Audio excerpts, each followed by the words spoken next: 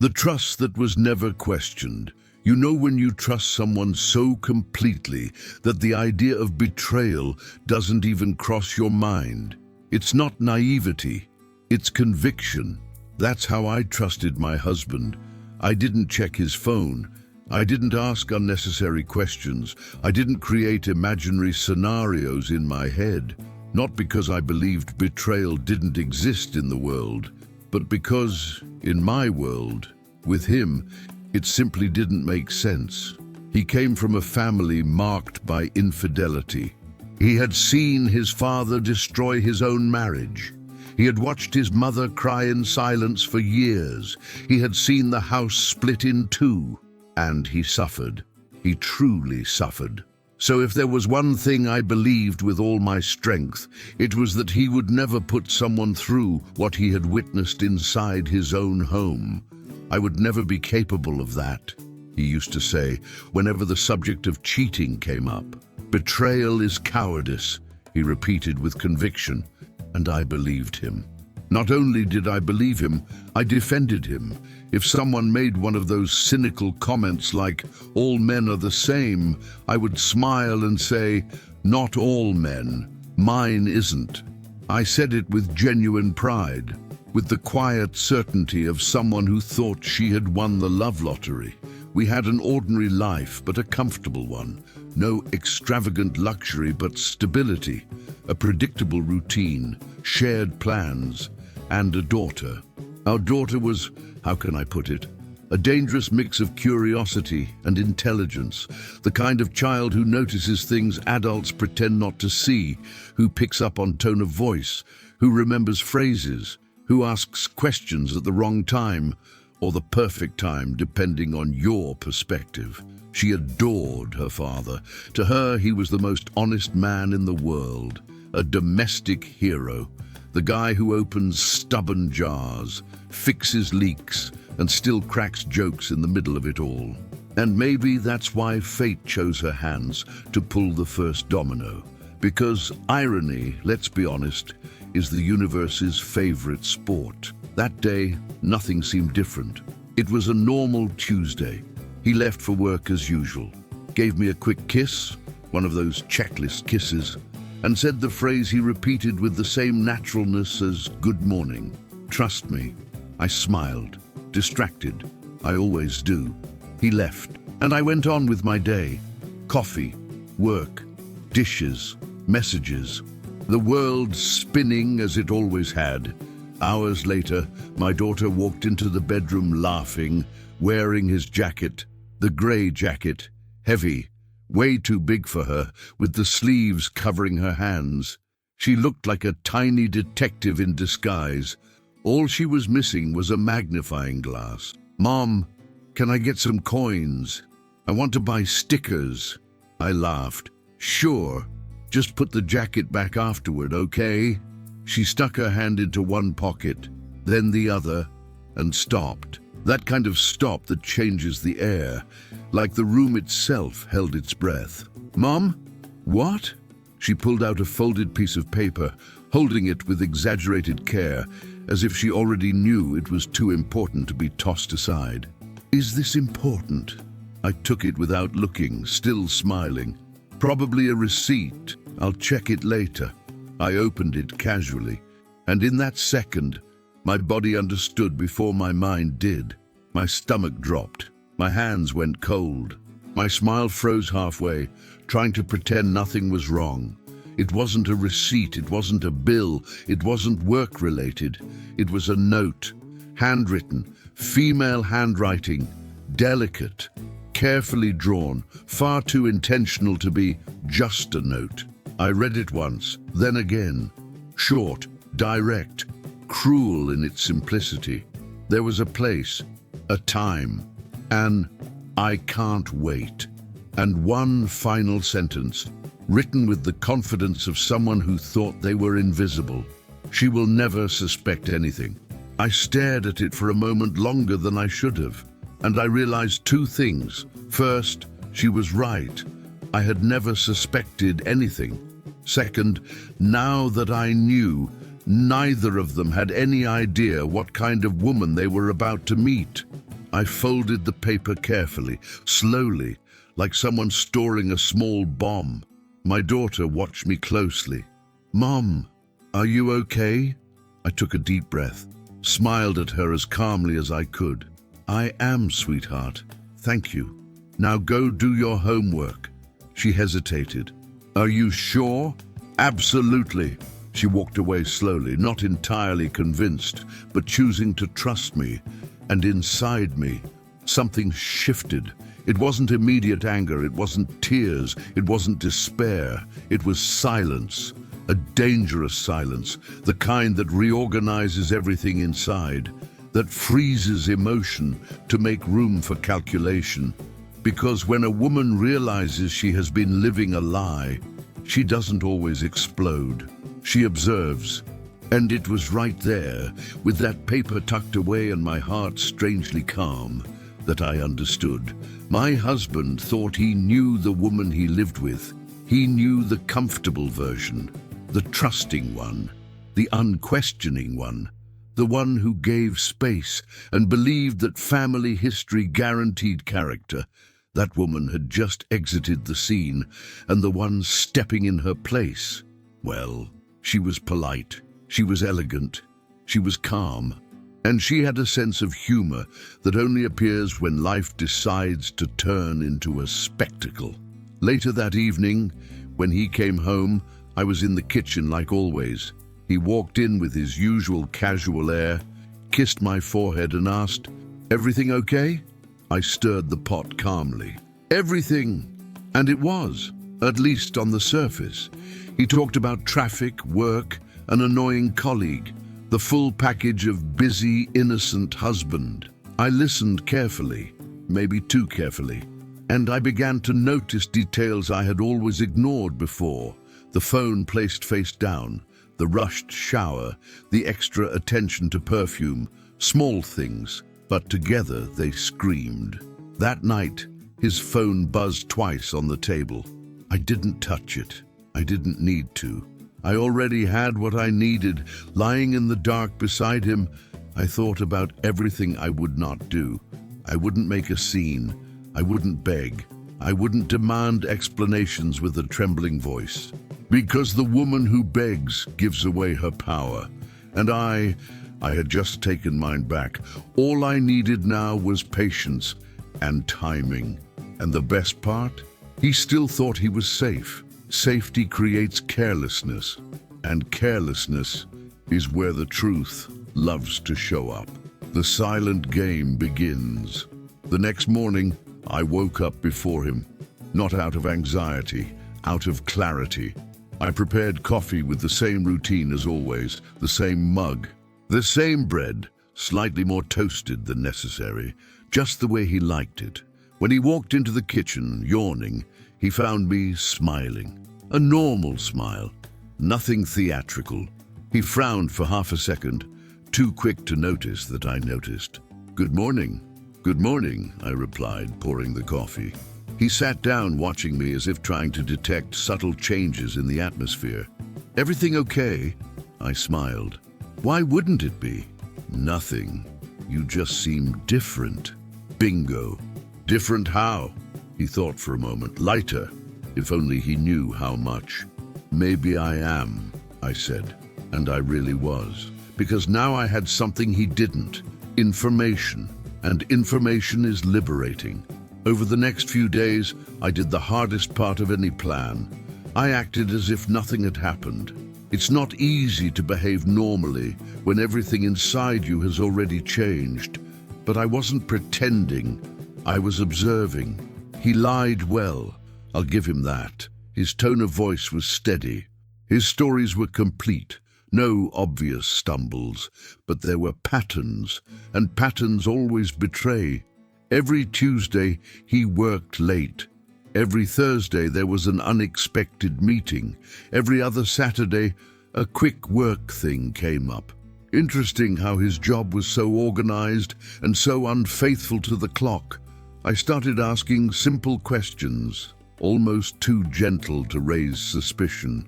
"Are you going straight from work today? Should I keep dinner warm? What time do you think you'll be back?" He answered with practiced naturalness, and I recorded everything mentally, not like a desperate wife, but like someone assembling a puzzle while already knowing the final picture. What fascinated me most was how the calmer I stayed, the more relaxed he became.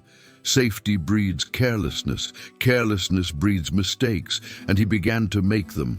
Nothing big, not yet, small things. The phone always face down, the immediate shower when he got home, the suddenly heavier use of cologne. One day, while I was cooking, he said, "I'll be late today." "That's fine." He paused for a second. "That's it?" "That's it." He looked disappointed. Men who cheat expect resistance, questions, jealousy. When they get none of that, they become uncomfortable because they don't know where to step. I started going out more, nothing suspicious. The gym, walks, coffee with friends, and important detail, without long explanations. "Are you going out?" "I am." "With whom?" "People." He laughed awkwardly. "You were never like this. People change." That phrase became my new hobby. One night, while I was getting ready to go out, he watched me through the mirror. "You look beautiful." "I always have." He smiled, but the smile didn't reach his eyes. "You've been different." "I've been less available." I didn't say it out loud, but I thought it, and he felt it. Over the next few days, something curious happened. He became more affectionate. Messages during the day. "I love you" out of context. Sudden kindness, chocolate, flowers, an improvised massage. It was almost touching, as if extra affection could erase accumulated lies. I accepted everything politely.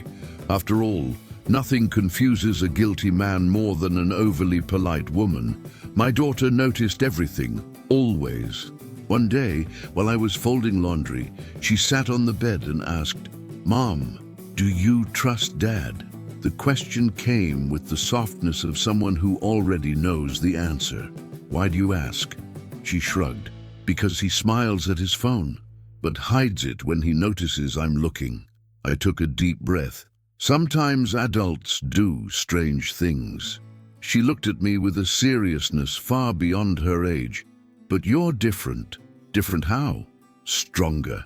I almost laughed. I hugged her. "Thank you for noticing." She didn't fully understand, but she understood enough. That night he tried to be romantic. Wine, old music, that "we need to talk" atmosphere. "We've been distant," he said. "We have. I miss you." I looked at him carefully. There was no remorse there. There was fear. Fear of losing comfort, not of losing the woman. "Maybe it's just a phase," I said calmly. He agreed too quickly. "Yeah, a phase," as if betrayal were an emotional cold. When we went to bed, he turned to his side and fell asleep quickly. I stayed awake, thinking, not about her. She was just a supporting character. I thought about him, about how sure he was that he was in control, about the arrogance of believing I would never notice. And that's when I decided something important. I wasn't going to rip his mask off. I was going to give him a stage and let him perform. A few days later, the first serious mistake happened. He left his phone unlocked on the kitchen table for a few seconds, but enough. I walked past it, glanced at the screen. I didn't touch it. I didn't need to. The name flashing on the screen wasn't work, nor colleague. It was a woman's name. Simple, common, and beside it, a heart emoji. I smiled to myself, not out of pain, out of irony. That man who claimed to despise betrayal was using a heart emoji. A heart emoji. I folded the laundry calmly, because now I was certain. Not proof to fight, but confirmation enough to act. That night, when he said, "I'll be late," I replied, "That's fine." And for the first time, I smiled for real, because the silent game had begun, and he had no idea. When the ground starts to shake, There's a very specific moment when a cheating man starts to feel the ground shake beneath his feet. It's not when he's exposed, it's before that. It's when the house changes temperature, when answers no longer come at the expected time, when silence stops being comfortable. That's exactly where my husband found himself. He still believed he was in control, but he no longer felt safe. And that was fascinating to watch. I started replying to messages with exaggerated calm, sometimes hours later, other times with answers too short to invite conversation. Everything okay? Fine. You're being cold. I'm being practical. He didn't know how to deal with that. Men like emotional predictability, especially when they're lying. He began watching me more closely, noticing irrelevant details, trying to guess my mood like someone walking on thin ice. One night, I got home after he did. That was rare. He was sitting on the couch, phone in hand, TV on a random channel with no sound. "You're late," he said, trying to sound casual. "I am." "Where were you?" "Living." I smiled and went straight to the bedroom. It wasn't provocation, it was method. In that moment, I felt something I hadn't felt in weeks. Control. Over the following days, he changed his strategy. If before he lied with confidence, now he lied in a hurry. He began slipping on small details, but revealing ones. "I got home late yesterday because of a meeting, but yesterday was a holiday." He blinked. "Oh, then it must have been the day before." "Of course. The day before. Yesterday. Tomorrow." For liars, time is always confusing. I didn't correct him. I just nodded. Because nothing is more unsettling to a liar than realizing the other person no longer needs the truth. My daughter noticed the change too. One day during dinner, she commented, "Dad seems nervous." He almost dropped his glass. "Nervous? Me? Uh-huh. You chew fast when you're nervous." Silence. He forced a laugh. "Kids make things up." She shrugged. "You also forget things when you're nervous." I bit my lip to keep from smiling. Children are ruthless. That week he tried something new, jealousy. "You've been going out a lot." "I have." "With who?" "With myself." He frowned. "Very funny." "No, literally." He didn't laugh. Because humor only works when your conscience is clear. He started asking questions at odd times, showing up by coincidence where I was, calling without reason. Cheating men hate losing their monopoly on suspicion. When they sense they could be replaced, they panic quietly. One evening, while I was reading on the couch, he sat beside me and said, "You were never like this." I closed the book. "Like what?" "So distant. I call it lucid." He sighed. "Do you think I'm a bad husband?" I looked at him calmly. "Do you want the honest answer or the comfortable one?" He swallowed. "The honest one." "Then maybe don't ask questions you don't want answered." The silence that followed was heavy. That's when I realized the ground was truly shaking. In the days that followed, he tried to compensate. Gifts without context, vague promises, sudden future plans. We could travel, buy something new, start over. I smiled politely. Starting over with hidden baggage rarely works. His eyes widened. "What do you mean by that?" "Nothing specific." And I got up to get some water. Doubt is always worse than confirmation. That night he went out again. "I need to take care of a few things. Good luck." He stopped at the door. "That's all?" "That's all." He left unsettled. When the door closed, I sat on the couch and took a deep breath. There was no sadness anymore. There was clarity. I knew the moment was approaching, but it still wasn't time.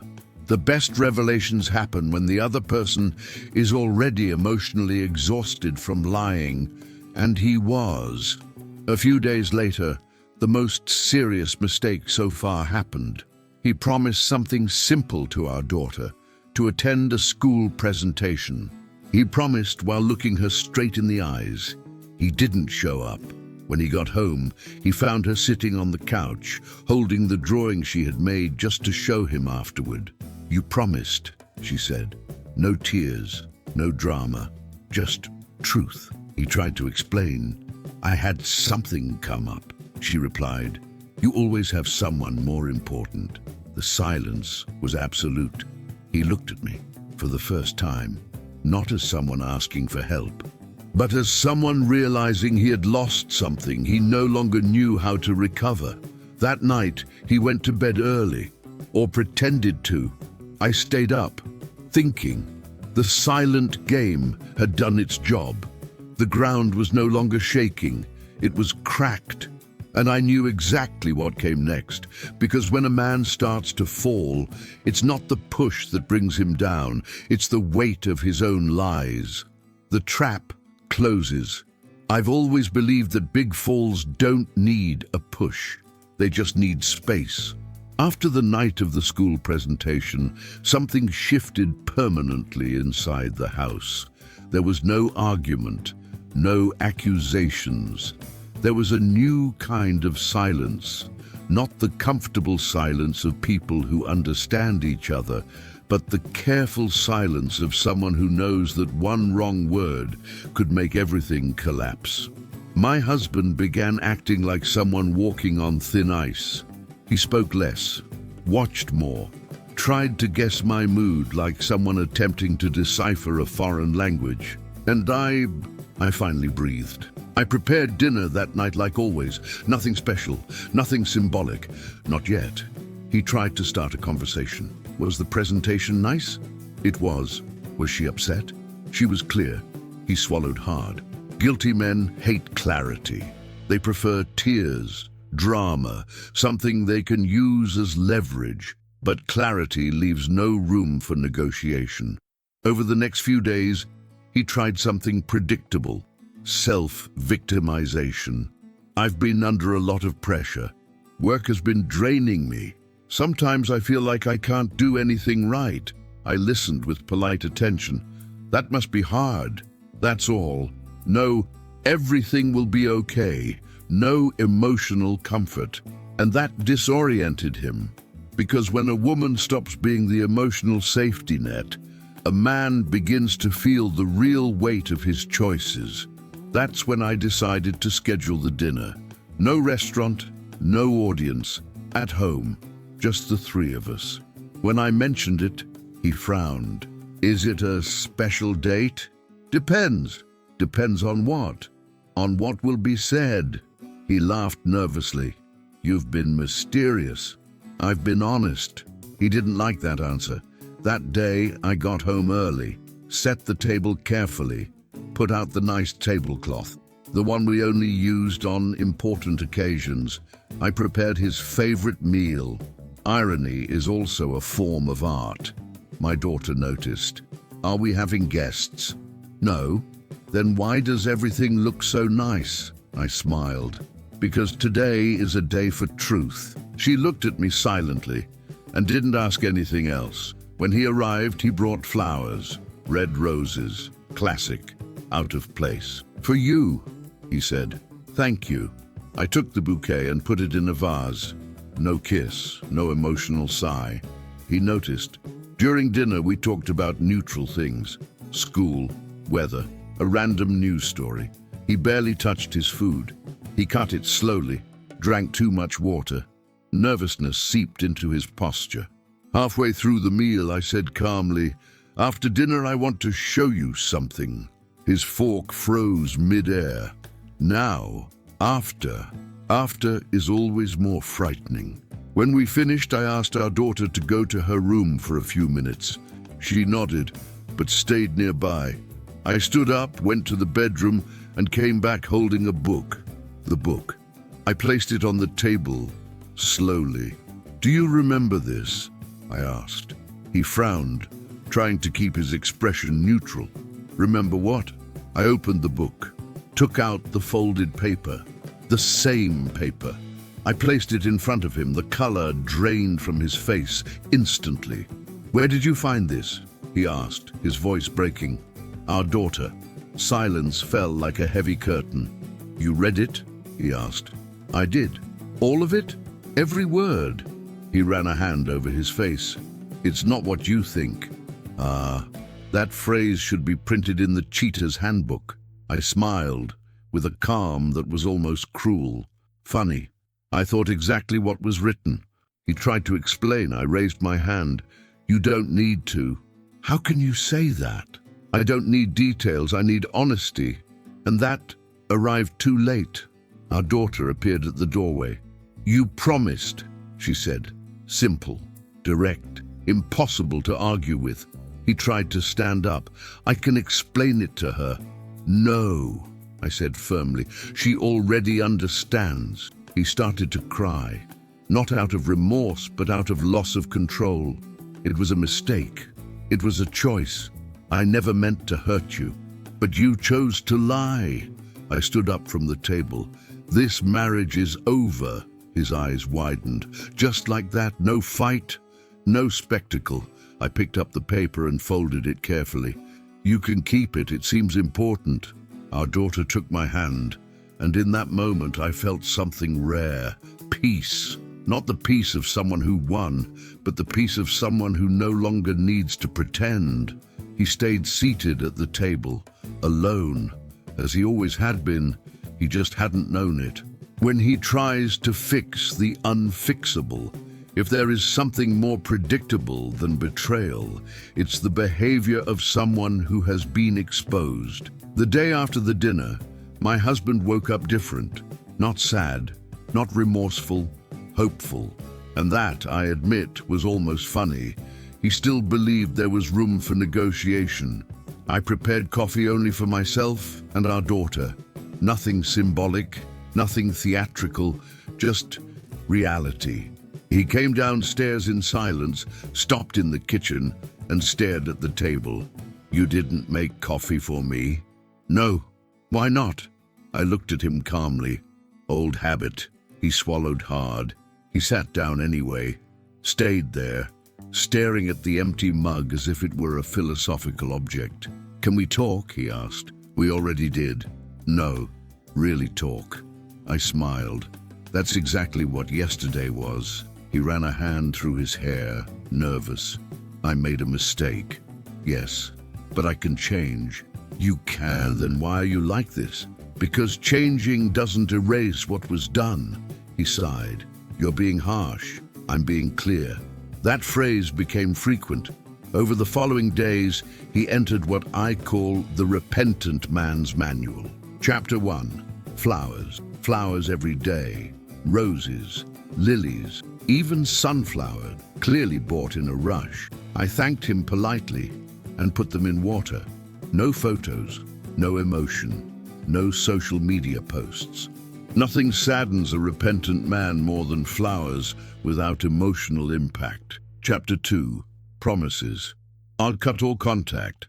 I'll change jobs. I'll go to therapy. I nodded. Great. That's it? What were you expecting?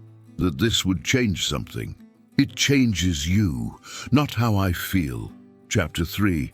Self-pity. I'm destroyed. I can't sleep. You have no idea how much I'm suffering.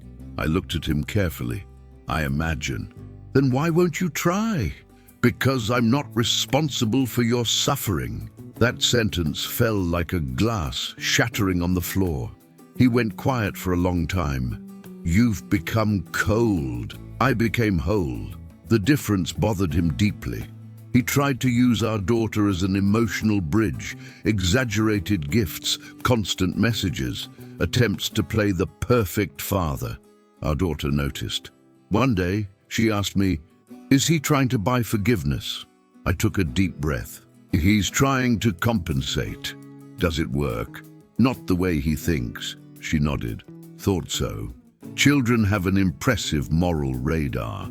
In one of his final attempts, he suggested couples therapy. We could try. I looked at him calmly. Therapy works when both people want to repair something, and you don't. I don't want to pretend. He fell silent, because that was the difference. He wanted me to forget, to soften things, to go back to being comfortable. But that version of me no longer existed. Socially, the fall began.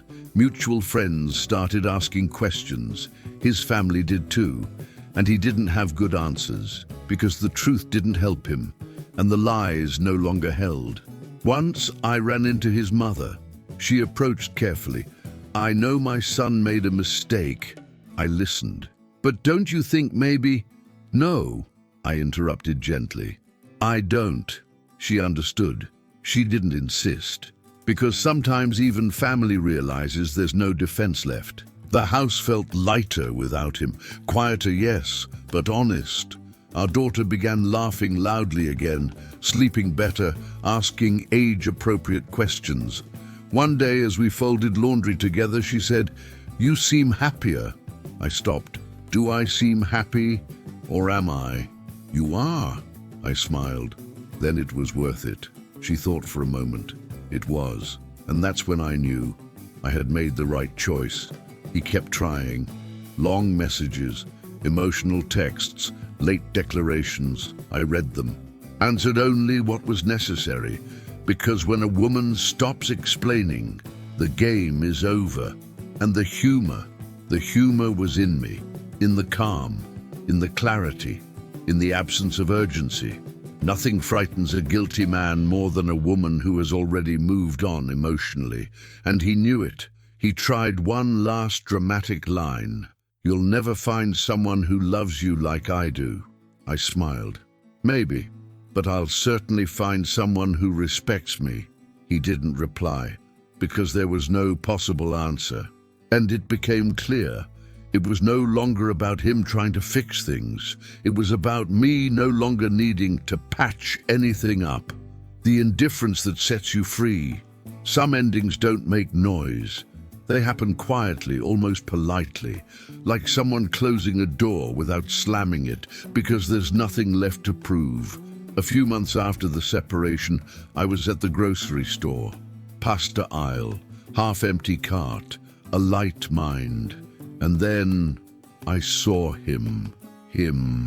I didn't need more than a second to recognize him, but I did need a moment to understand what had changed.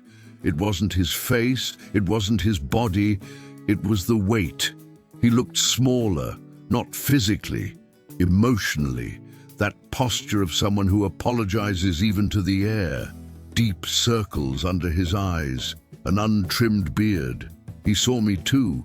He hesitated, then approached slowly, like someone asking permission just to exist in the same space. Hi. An awkward silence. "You look well," he said, almost as if it were an accusation. "I am. Happy? Very." He looked down. "I deserve this." I didn't answer. Some sentences don't ask for a response. They ask for internal confirmation. "Does she still ask about me?" he asked, referring to our daughter. "Sometimes." "And what do you tell her?" "The truth." He looked up. "What truth?" "That you're her father, and that she can love you, but she doesn't have to trust blindly." We stood there for a few seconds. He swallowed hard. No anger, no nostalgia, just the past. Then he asked something unexpected. "Do you hate me?" I took a deep breath. "No, really. But I also don't think about you much." He gave a sad smile. "I think that hurts more, probably." I said goodbye politely and continued on my way. And as I pushed the cart, I felt something extraordinary. Lightness. Not the lightness of someone who won a war, but of someone who walked away from it without carrying trophies. At home, our daughter was doing homework at the table. "Mom, you're smiling." "Am I?" "You are. That calm smile." I sat beside her. "I ran into your dad." She looked up. "And?" "Everything was normal." She thought for a moment. "Did he look sad?" "He did." "Did you feel sad?" I smiled. "No." She nodded. "Then it's right." Children have an impeccable moral compass. With time, the house became smaller and lighter.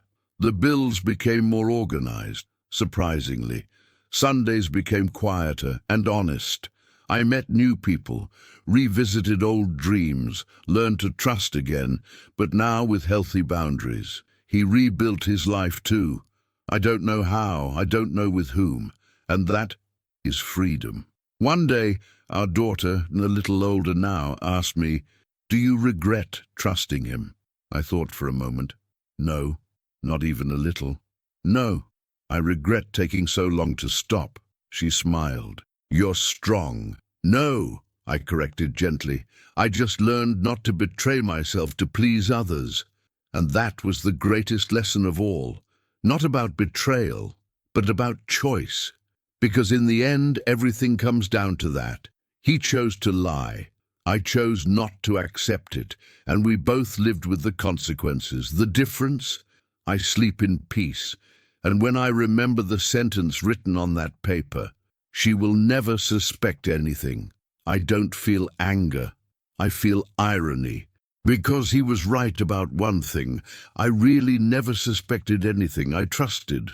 And when trust ends, there's no space left for manipulation, only for clarity, and clarity sets you free.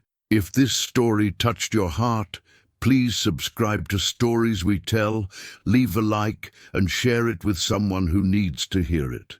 Your support helps us keep creating stories about love, forgiveness, and second chances, because stories that touch the heart deserve to be told and remembered. Thank you for being here.